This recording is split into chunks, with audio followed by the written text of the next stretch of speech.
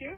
Yeah, thanks. I just had a question about, I was doing some Bible reading on jw.org, and I just came across an interesting thing. I just had a question about it. Uh-huh. Do you I have... don't know if I can answer it, but... Okay.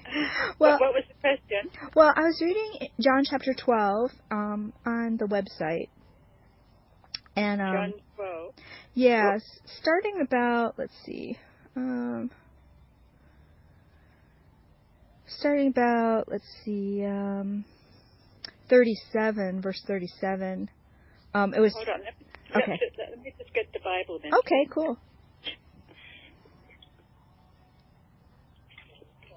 John chapter 12, 37. Mm-hmm. Okay, let me see. John chapter 12.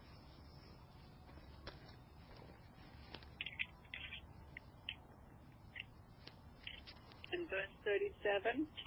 Yeah, starting about that there.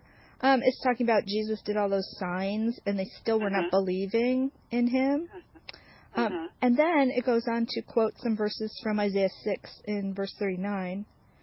So that the word of Isaiah the prophet might be fulfilled, who said, Jehovah, who has put faith in the thing heard from us?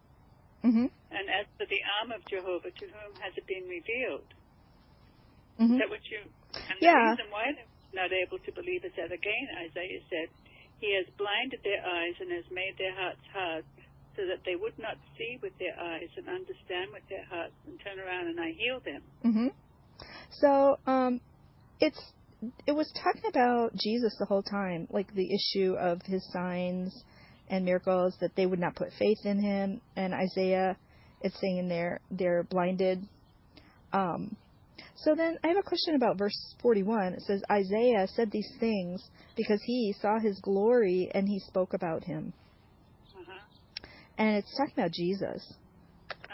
So, but the cross-reference there, I clicked on the cross-reference. It cross-references to Isaiah 6:1. Which one? Which cross-reference to Isaiah? That verse where it says... 1 and 8.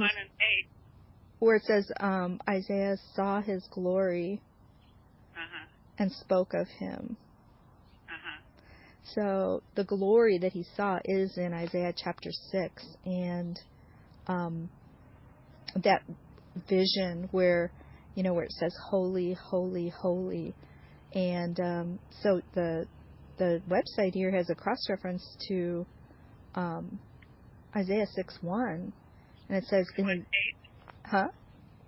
Isaiah 6, chapter 6 and verse 1 and verse 8.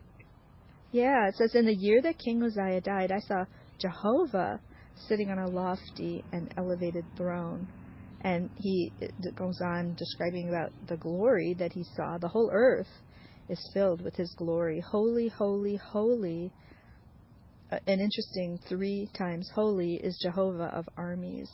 And I think it's interesting because this verse is clearly about Jesus, where he says, it says he saw his glory and he spoke about him. So what was your question?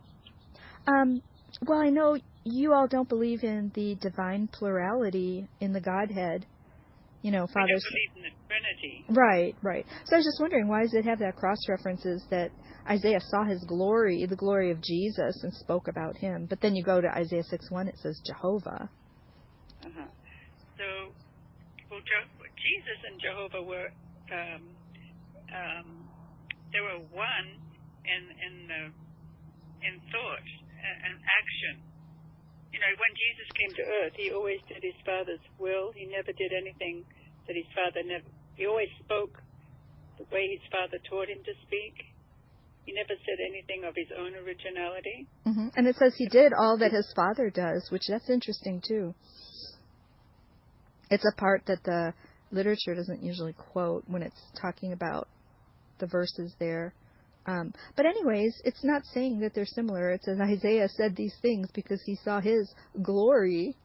And this is an incredible heavenly scene. He saw his glory and he spoke about him. And, the New Testament does that with other verses in the Old Testament too. Jehovah verses, applies them to Jesus.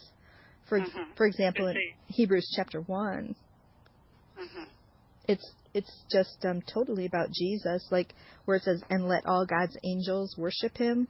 That's from the Old Testament saying worship Jehovah, but it's talking about, he says, that of the Son.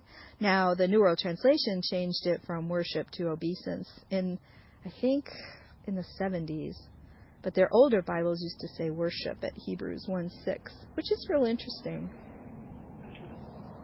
So, you're questioning, what are you questioning? You think that these scriptures apply to Jehovah, but they're referring to Jesus? Yeah, right? the New Testament does that a lot. It quotes them and is talking about Jesus. Yeah. There's others, too. Yeah. But Jesus did say that he and his Father were one in purpose. No, he didn't say one in purpose. He just said one. And then they thought he was committing blasphemy, if you'll notice that passage, if I'm remembering that right. Mm-hmm. And when he said he was the Son, they said that was he blasphemy also. He was making God his own Father. Yeah, that's right. Well, they said that he was doing that. Yeah, but he was. Mm-hmm. Yeah. Well, he knew what they were talking about. He knew how to speak to them, and he didn't correct them. And then there's the confession of Thomas when he saw the risen Jesus. He said, "The Lord of me and the God of me." John 20:28. You can see that in the New World Translation. The Kingdom Interlinear, where it shows you what the Greek words were. If you read John 17:10, when Jesus was praying to his Father, he said, in verse 20, he says, "I make requests not concerning these only, but also concerning those putting faith in me through their word, so that they may all be one, just as you, Father, are in union with me, and I am in union with you, so that they also may be in union with us, so that the world may believe that you sent me. It says, I have given them the glory that you have given me in order that they may be one, just as we are one." But the thing is, we're not called God, and we weren't with God in the beginning. In John 1:1, it says, Jesus already was. That's what that word means, was. It means going back into eternity past as far as you can go, forever. Well, Jesus was with his Father, but he's never always been. Yeah, what I'm telling you is that means that in John 1:1. In the beginning was. And that doesn't mean, began to exist. It means timeless previous existence.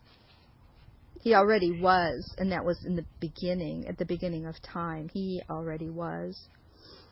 But then the scriptures say that he was the firstborn of God's creation. He wasn't always there. Yeah, firstborn doesn't mean created, and you should search that term in scripture and see how it's used.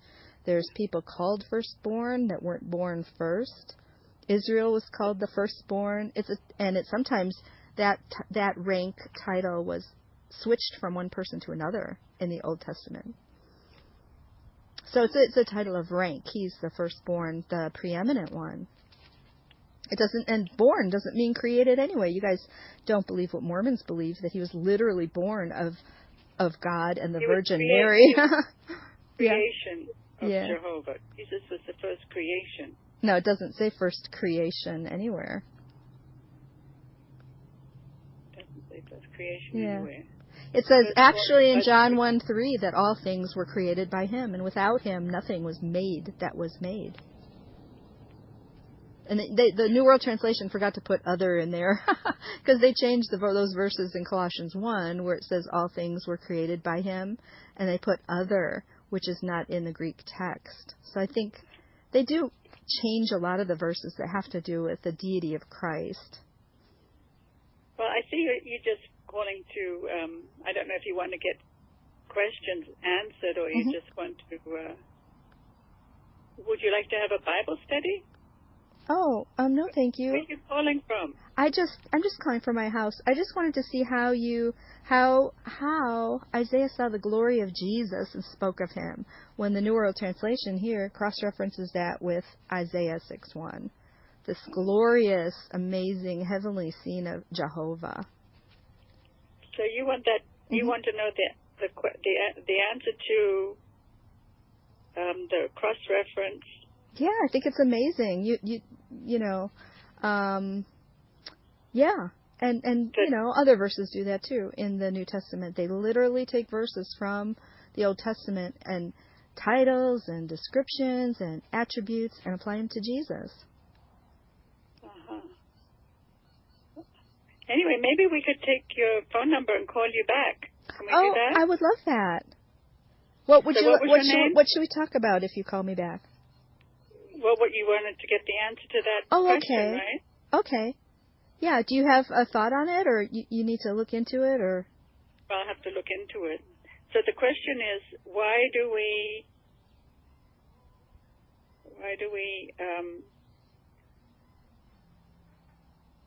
what was it? Jehovah and Jesus are referred to. Yeah.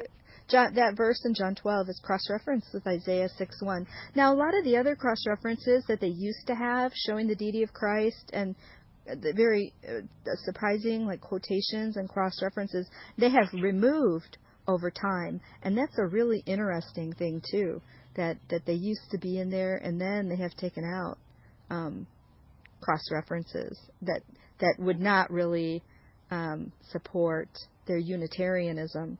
But, yeah, that's my question. Okay. So what was your name? Christine. What's your name?